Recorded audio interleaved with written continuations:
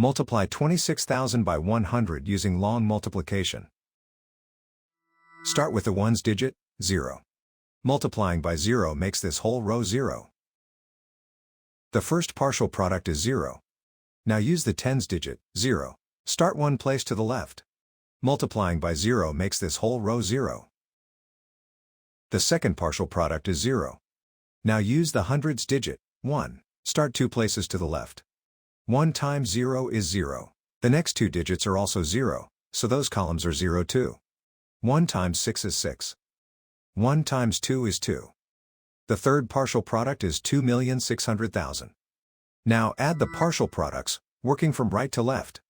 The ones, tens, hundreds, thousands and 10,000s columns each add to 0. Move right to left, one column at a time.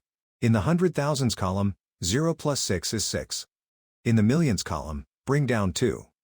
The product of the whole numbers is 2,600,000. So 26,000 times 100 is 2,600,000.